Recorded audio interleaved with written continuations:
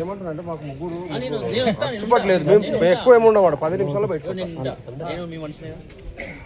కరెక్టే సార్. నేను ఏమంటారు 5 నిమిషాలు ఎవరు లేరు కదా, క్రౌడ్ ఉంటేనేమో మిమ్మల్ని ఇబ్బంది పెట్టాం రావడానికి.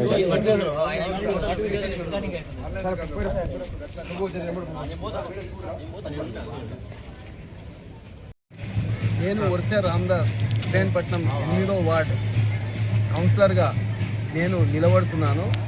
కాంగ్రెస్ పార్టీ బలపరిచిన 8వ వార్డు ఎస్సీ జనరల్ వర్తే రామదాస్ గారు కాంగ్రెస్ పార్టీ బలపరిచిన అభ్యర్థి నామినేషన్ వేయడం జరిగింది.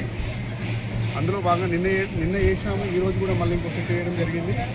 గెలుపొందిన తర్వాత ఏమేమి హామీలు ఇచ్చినామో, మరీ ముఖ్యంగా ఆ వార్డులో కొన్ని సీసీ రోడ్లు అవి లేవు, అవి ఖచ్చితంగా వేస్తామని మాట ఇస్తున్నాము.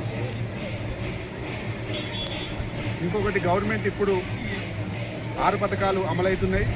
ఒకటి ఉచిత బస్సు, నిరుద్యోగులకు ఉద్యోగాలు, రేషన్ కార్డు ఉన్న వాళ్ళకు సన్న రేషన్ బియ్యం, ఇవన్నీ పథకాలు అమలవుతున్నాయి. మా అభ్యర్థిని గెలిపిస్తారని ఓటర్ మహాశయులకు విజ్ఞప్తి చేసుకుంటున్నాము.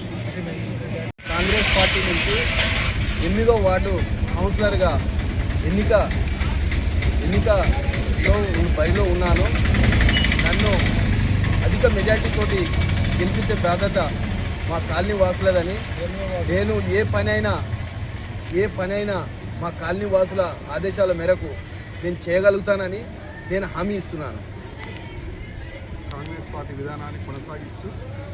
పార్టీ విధానాన్ని కొనసాగిస్తూ ప్రజల అందుబాటులో ఉంటానని, అందరి మన్ననలు పొంది అభివృద్ధి చేస్తానని నేను హామీ ఇస్తున్నాను.